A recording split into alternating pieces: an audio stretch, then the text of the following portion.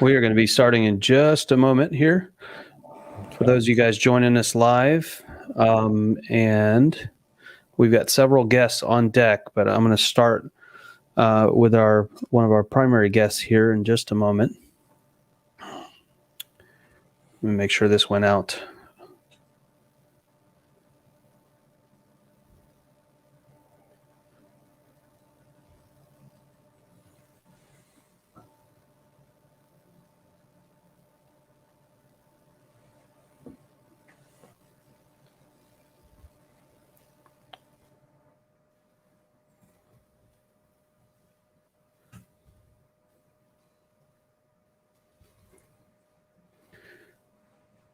Right. Well, let's get started.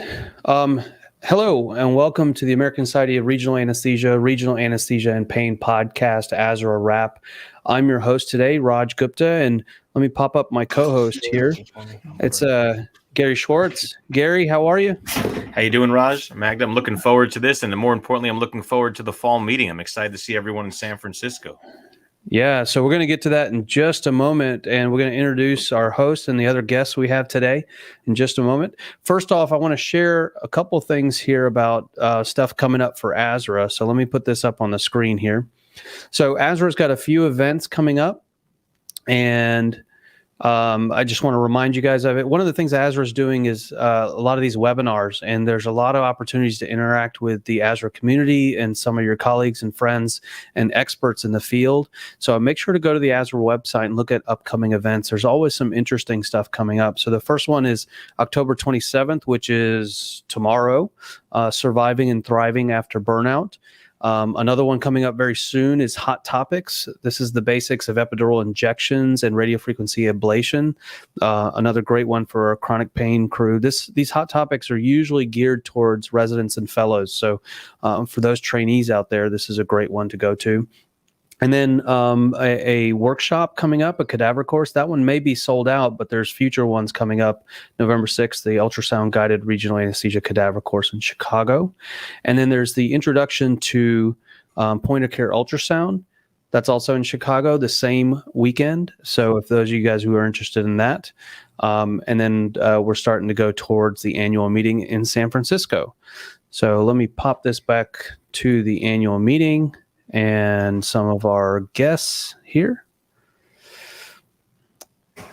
So let me introduce Magid Gurgis first. Magid, how are you? Oh, I got this wrong thing. Here we go. How are you? Hi, how are you, Raj? How's it going? I'm good. Thank you for having me today. Are you guys cool yet in New Orleans? You starting to cool off there? Yeah. Things are getting better. I think things are normalizing. It was a nice heat wave this weekend. Oh, really? Can't tell you, like, I'm wearing this jacket and I wish I was in scrubs right now. Yeah, that's why we all got into this profession, so we can wear scrubs all day.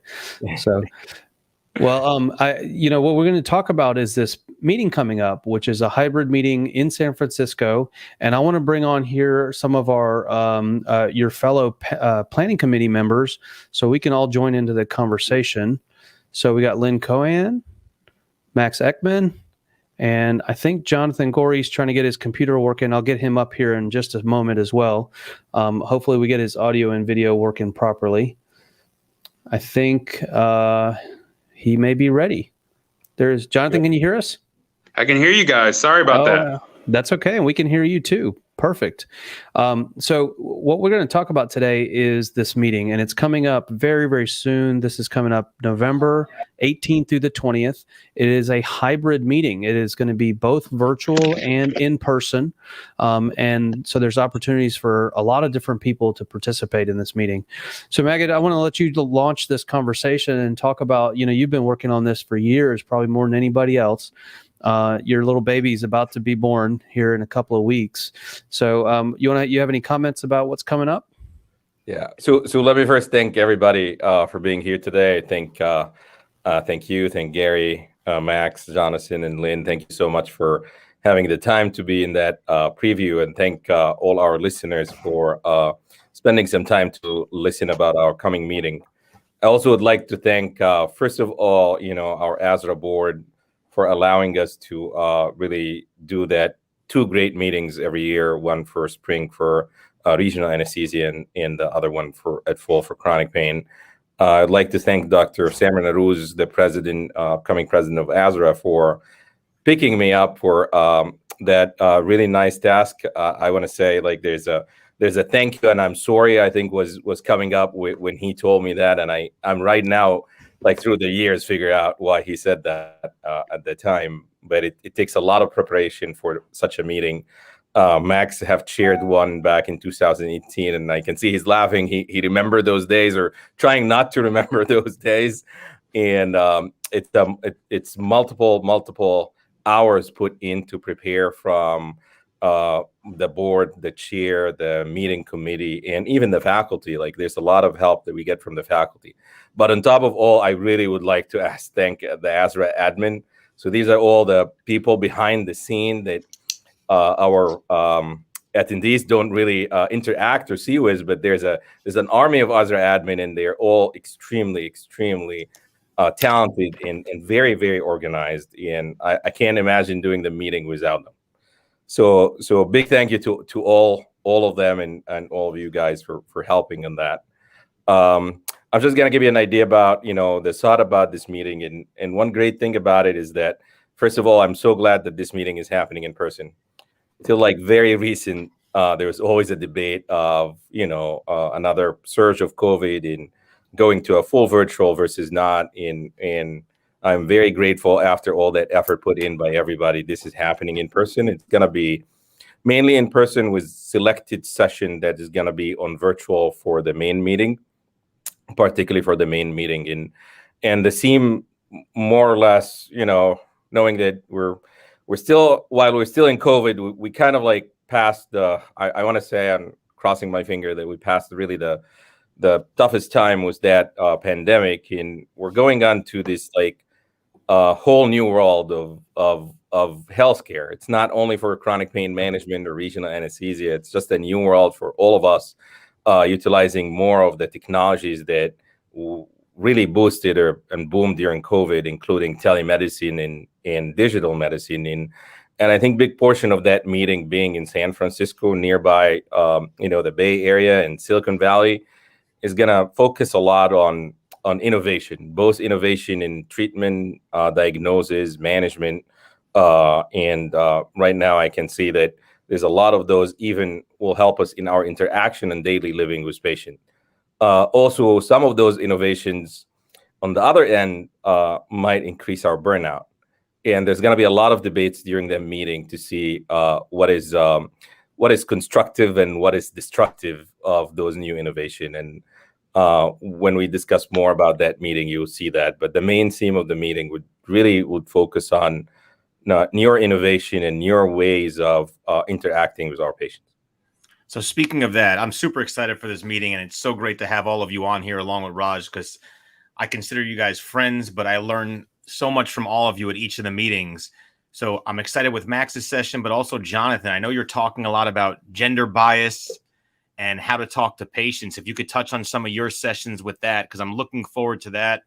In 2021, we have to find the proper way to make sure we kind of diminish our bias to certain patient populations, and how do we speak to our patients to better treat them. If you could touch on that, because I'm excited for that in the meeting.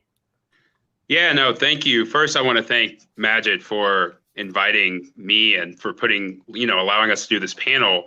Really a discussion of the challenges that we faced through a lot of the crises that we've seen in 2020 and 2021. We've seen a lot of, I would say, political unrest and challenges having to do with race in the United States. And we've also dealt with COVID also.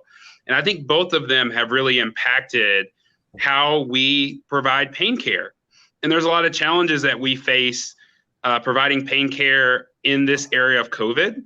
There's also a lot of challenges that we face due to our implicit biases, and kind of a lot of the session will be discussing how both have impacted us, how we can continue to improve and broaden and improve access to pain care during COVID, but also ensure that others aren't left behind.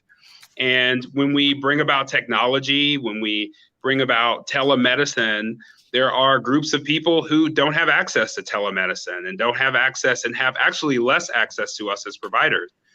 But then also to round about the conversation, to talk about how the literature has shown that some groups, unfortunately, don't have the same level of pain care, and seeing if there are ways that we can improve that and ensure that everyone is getting access to all of these wonderful therapies, all of these wonderful innovations that we're going to talk about during this meeting.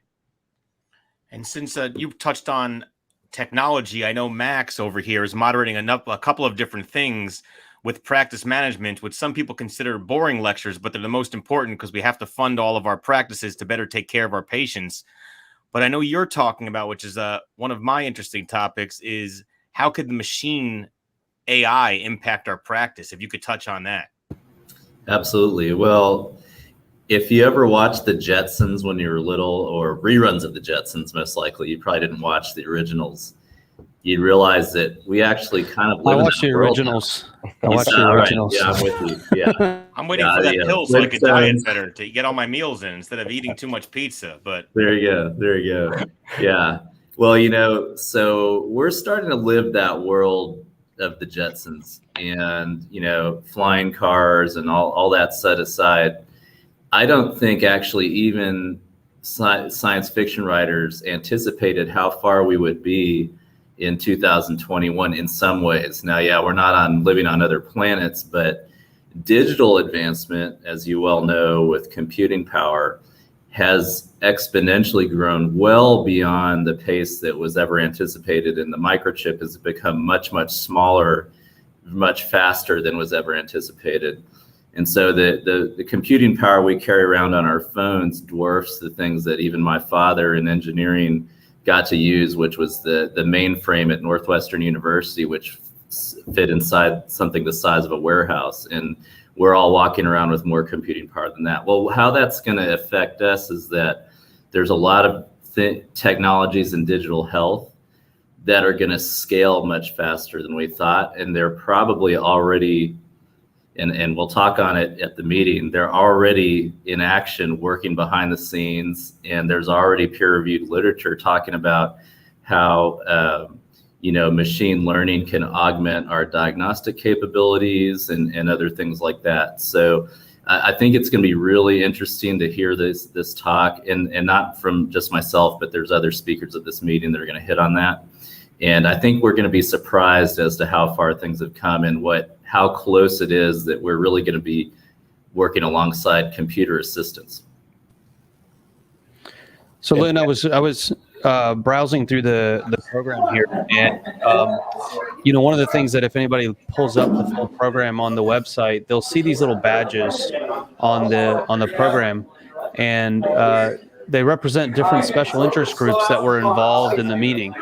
And I'm just curious to see how you felt. Like, here's one that you're involved in with the headache management, and there's a lot of little badges over there for the special interest groups. You want to comment on how the special interest groups feed into the meeting, how they contribute, and where you see some really spectacular, outstanding things that they've put together? Yeah, and also I think comment just in general for members, is really the SIGs in general are a really great way to get involved with ASRA. So that, that's to start out with. But then, ASRA tends to put out a call to the SIGs for content to come up with some creative ideas and for the topics. And so for Magid's great meeting, we have a nice session on kind of collaborating within multidisciplinaries, really innovative and interventional ways to treat migraines, including pediatrics as well. A lot of us might not treat pediatrics, but ped headaches is really important, and headaches really impact a huge percentage of the population and have a huge impact on quality of life. And so learning about these techniques is really valuable. And then we'll also talk about, some of the interventional neuromodulation methods for treating headache, as well as some of the new medicines, so CGRP, all of which are important. And so, all the SIGs can contribute to the meeting. And again, it's a really great way to be involved. There are a lot of opportunities within the liaison positions for the SIGs. So when the call comes out, we really encourage people to volunteer and really be a part of ASRA. And Raj, the SIG has been very helpful for me really designing that meeting. You can't imagine how much suggestions I got from the SIG as far as like speaking topics in faculty, recommended faculty to speak, and even some faculty we couldn't reach except through the SIG. Like I have not seen the faculty before. I heard about them, haven't seen a lecture, and the SIG would say like, let's contact that faculty in a totally different multidisciplinary, like a disciplinary. So we have like a radiologist giving talk about AI technology for neuroimaging.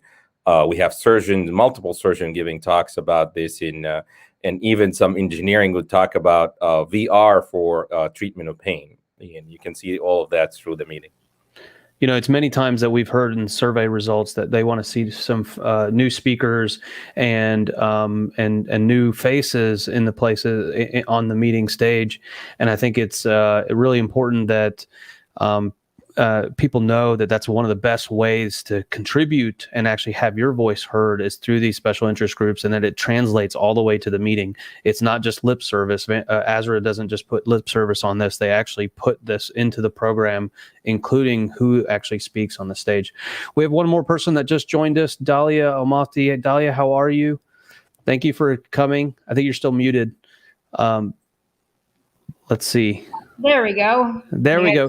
Hey, we can hear you. And, you know, we were talking briefly, Maggie did the introduction of the meeting, and one of the things he mentioned was burnout. And I think, do you have a session on burnout during this meeting? Or are you participating in some way on that? You want to talk about that? Yeah, we actually do. And I think this was really a great panel. You know, these past few months, actually past year or so, we've all gone through so much, and it's impacted us in many ways. And also with advancing technology, although it can be helpful, it can also stress us in ways that we didn't know it could. So I'll give a little introduction about what I'm going to be talking about. You know, some of those advanced technologies, how they can help us, and sometimes how they can harm us too, and what we can do to manage those situations. I think it's great with the burnout and the bias and the AI and everything else, but sometimes we get into the nitty gritty, at least a lot of times in my pain practice, and I same yours, if Max, you could touch on, you're talking about some joint interventions, because at least in New York, sometimes they're not an operative candidate. The surgeon throws some steroids in there, go to pain management.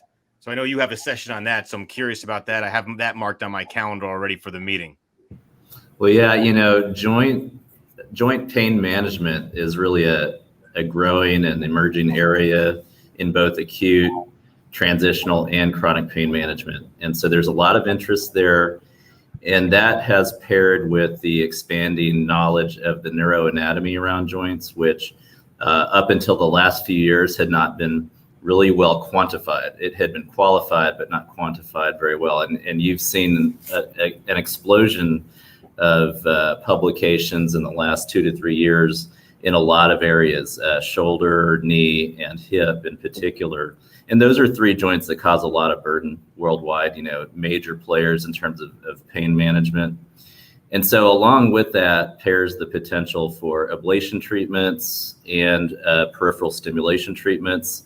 And knowing the neuroanatomy is essential to both of those. And then that opens up a whole area of clinical investigation and whether these can be used preoperatively, perioperatively, or postoperatively. And I know many of our practitioners around the world are starting to use these advanced techniques, whether you're talking about ablation, stim, or something neuromodulatory for these kind of treatment options. So it's very exciting. And like anything else, technology comes with its own problems too. And we also need to always be aware that, yes, these are shiny new toys, but we need to have clinical validation. And we need to have, it goes back to the basics. You still have to know how to evaluate patients. You have to know what disease you're treating. And you have to know some of the factors about the patient that might make them, you know, not a great candidate or maybe a good candidate. So you still have to be a doctor, even with all the tech.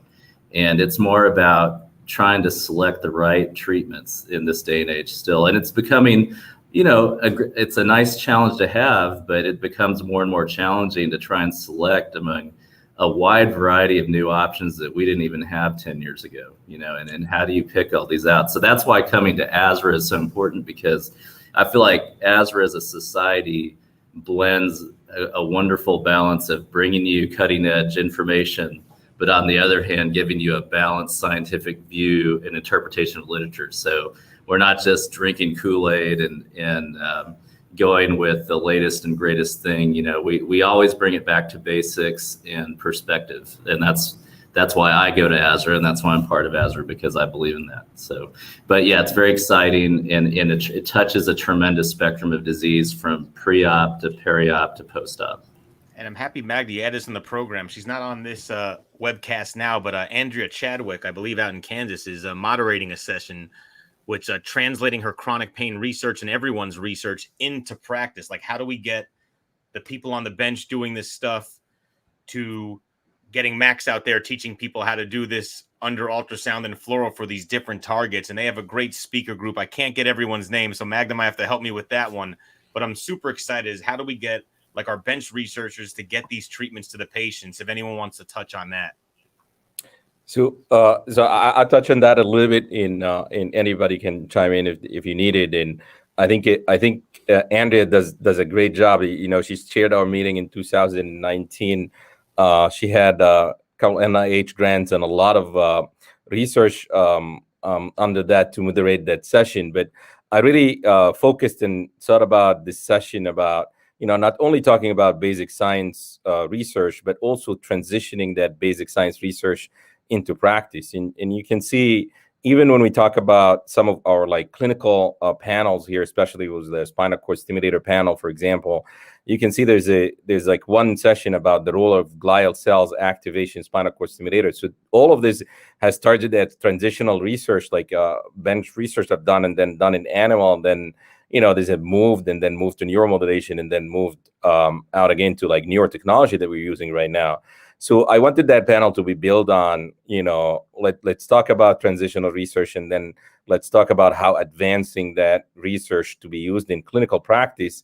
But at the same time, I had, you know, a couple of people talking in the same panel about, you know, how is that would be beneficial for us in practice, how that getting an NIH grant or looking at sponsored research also would be in our practice, and how sometimes bias can happen if that is the case, and touch a little bit about bias, especially with some of the sponsored trials. So I tried to build that, you know, a particular panel all about research, talking from like basic science research all the way to clinical, and how can that affect us as practitioner and affect our patient.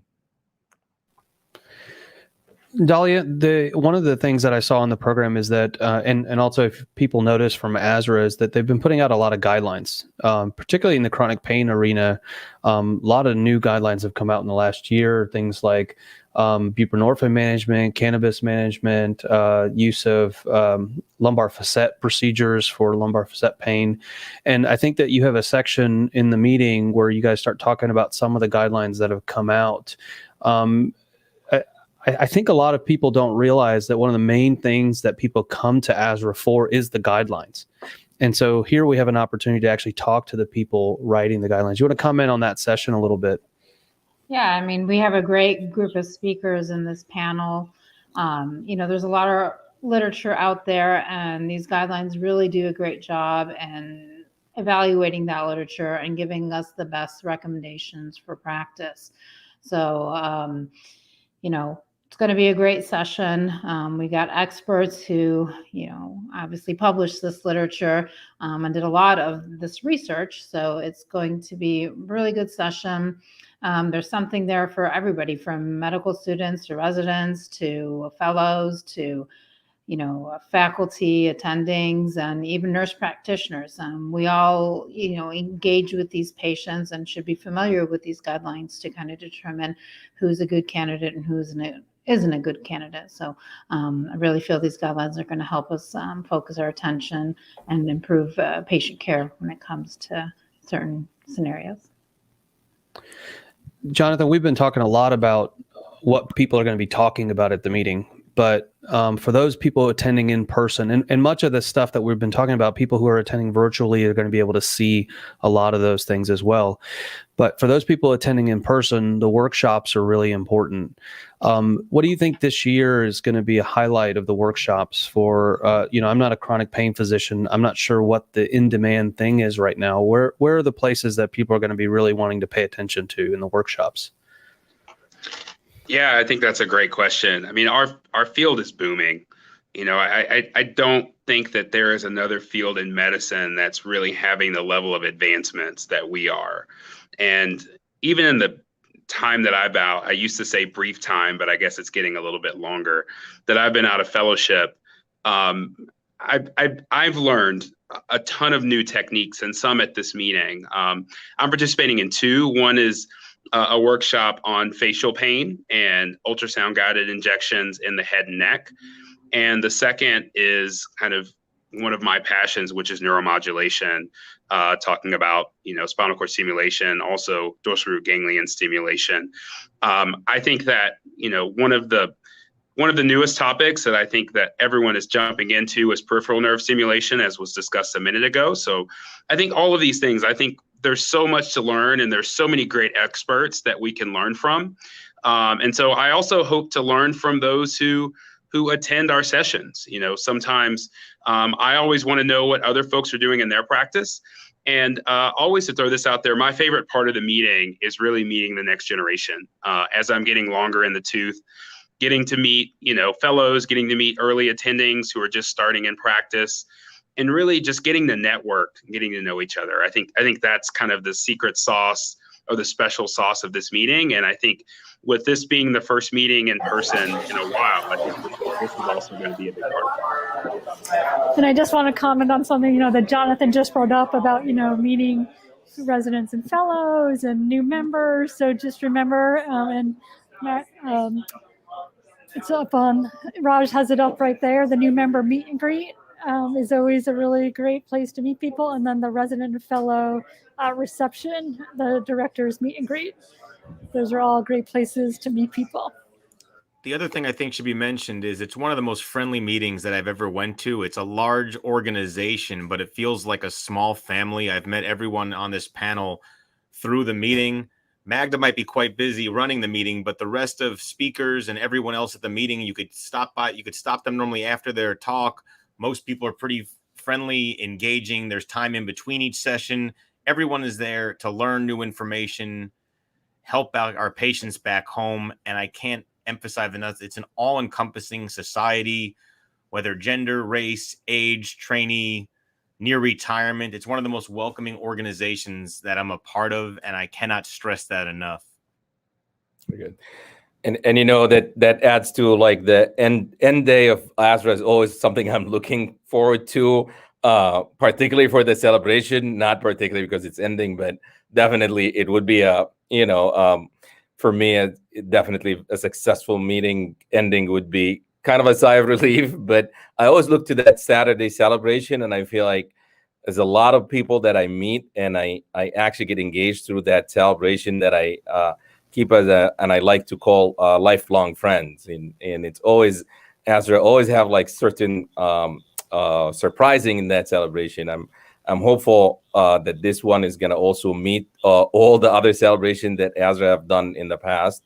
And that would be, I think, in the rooftop bar of that hotel, which looks in the Bay Area in like San Francisco. So at least it has a great view. I've been to that place before, and it always have been a nice place. I always thought about if I ever had a good celebration, that would be a great place to celebrate.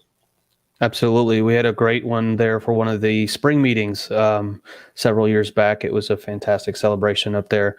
And Gary, one thing that you may not realize is that when the meeting starts, that's when Maggot is completely free. Go find him in the hallways. He's got nothing to do. He spent 3 years working on this. That day, that meeting, after he does his opening remarks, nothing. Nobody lets him do anything after that. It's on autopilot. So go find him in the hallways because he's going to be super relieved. I mean, I have a great group of ASRA admin, and my meeting committee is excellent. So definitely that would create some free time. But just to tell you one thing about this meeting, as far as like time for people to ask questions, we really looked at that for this meeting, and we made a decision about how deep or involved the session would be. We got to make sure that we add enough time for Q&As. And also in the interactive session, we're coming back, is new for that meeting, to come back to a full interactive session. So with the exception of 2 or 3 of those sessions, the rest of the sessions has kind of like particularly moderated questions to speaker and questions to attendees and questions to expert, and answering all those questions without having like a big lecture to be presented or a slideshow. So it is a fully interactive session. And I encourage everybody who's coming to the meeting to definitely mark some of those interactive sessions, because these are like the best time to ask all those experts from around the world all the question you need. I think we actually pulled the slide projectors out of some of those rooms, so nobody will even have the crutch of slides. They have to talk to each other. It's required. All there is microphones in there. So I think that's perfect. So I want to wind this session down, because I think that the most important thing is that people log on and register for the meeting if they haven't already. And for those of you who can't be there in person, and we realize that there's some people that can't be there in person, you can sign up for the virtual meeting right away. You can sign up right up to the last date. You're still going to get a lot of amazing information from wonderful faculty. And even if you sign up for the virtual meeting and you can't watch right away, those are still available to watch as recorded sessions after the fact. So I'm gonna wrap up with one question, and we're going to keep it brief to each of you guys. But if you could think of one thing that you were doing in the planning process of this that you could think, God, I'm really looking forward to that one thing. And we're going to leave out the Saturday party, because that's the thing that everybody looks forward to.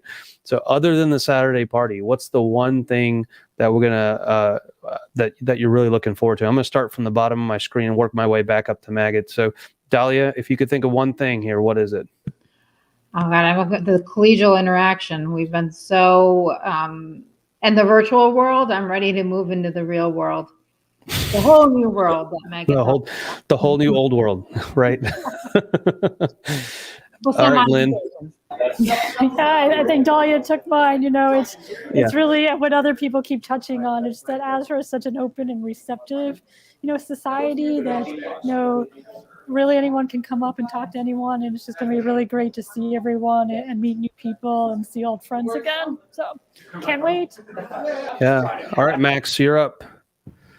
I'm looking forward to walking around on the floor and being able to go get a cup of coffee and a scone and have something in my hand that I could actually hold on to. But, actually, I'm looking forward to learning something new, and I always do. I mean, I would say more than just something. I learn a lot of new things every time. But yeah, I'm looking forward to being immersed again. And the virtual environment's great, but it's kind of isolating, and I want to be immersed in the meeting. So that's what I'm looking forward to. I just really want to absorb what I can. Jonathan? I also want to say, Megan, congrats on planning a great meeting. Sounds like Max is looking forward to the morning. I'm always looking forward to the evening. So you can grab your coffee and scone. I'll grab a glass of wine. My favorite part of the meeting is always the fellow meet and greet. I just love meeting the folks who are excited to join our field and seeing the leaders of tomorrow. Gary, what do you think? Other than everyone else, definitely want to hit up the burritos in San Francisco, and we'll even have a vegan version for Jonathan over there so he could join. But I'm just looking forward, obviously, seeing people again, the practice management courses that I'm a part of, because we all have to learn the business of the medicine, the pain world, so we could really just help our patients. And obviously, we haven't spoke about a lot, workshops. The workshops are great, world experts, small groups, a lot of ideas flowing, and just excited to be with everyone again in San Francisco. So Maggot, I'm going to say something before you finish, because I'm going to give you the last word. So, I'm going to try something new if people are interested. So many of you guys know I'm interested in photography. And one of my best times that I've had is going to the Golden Gate Bridge for sunrise in San Francisco. So if I can find a morning that's not too occupied, maybe Saturday morning, we can set a time, and I'd love to have people join me on a little photo shoot out there for fun. And I don't mind teaching people how to take better pictures while we're out there. And this goes back to what everybody else says. It's just another way to meet people and connect with people beyond just the medicine that we all share. So if people are interested, hit me up on Twitter. You can see my Twitter account name right below and let me know that you want to do that. If I've got like 3 or 4 people, I will definitely make it happen. That's all I need. Anything more than that, that's freebie, but 3 or 4 people, I'll make it happen. All right, Magid, you're last. What are you looking forward to? Other than I'm going to take one thing away from you. Being done was a given. No, I mean, honestly, I feel like I'm gonna look back in 5 years and say I would miss that, but it would take at least 3 or 4 years until that happens. But I'd definitely go back and say I miss interaction with everybody. There's a lot of things that would be interesting in that meeting. I mean, I was looking forward to adding this non-CME ASRA sponsored event where we're gonna get like a lot of new research that have not reached publication or pipeline yet to discuss it over like an evening of snacks and beer. And that's going to happen this ASRA this Friday. And Samar Naruz would be moderating that. I am looking forward for all those great workshops, all those technology, utilizing virtual reality. But if one thing I'm really, really looking forward for is actually going in person. And, I am big on selfie pictures. Even the resident every year give me the King of Selfie Award. I will find everybody who helped me in that meeting. I would like to shake their hands in person and take a selfie. I am planning to take the most of selfies I have ever taken in an ASRA meeting in that meeting. So if you see me in the hallway, know that there's a selfie is coming, and I am planning to do that for this meeting. I'm looking forward to it. All right, Magid, you gotta tell them to turn the house lights on, turn around, and do a selfie from your introductory speech, like a rock star on the concert stage, with the whole crowd behind you. So that's what I'm expecting. That's selfie number 1 for you. Very good. All right. Great idea. Well, I want to thank everybody for joining us, and really, this is just a hint of a preview of not just the program, but the people that will be at the meeting, which is probably the most important thing. So this is coming up right around the corner, November 18th through the 20th. If you are not signed up, you can sign up still. You can register for the in-person meeting. We would love to see you in person. Come say hi to all of us that will be there in person. And if you can't attend in person, definitely attend virtually, because you will get so much out of the virtual meeting. A lot of people put a tremendous amount of hard work into this content and this program. So I want you to appreciate and enjoy all of it. So for those of you guys who are coming in person, come say hi to us in San Francisco. And for those who are joining virtually, join us on social media. Go to the ASRA social media page, and you can find everybody's Twitter account and all the people on the social media team, and we can kind of connect you to everybody else. So go over there. There's a wonderful group of people on this page. And they will be actively communicating on Twitter as well. So other than that, thank you, everybody. And we will see you guys in just a few weeks, right around the corner. Bye. Thank you. Thank you. Thank you, everybody. Thank you.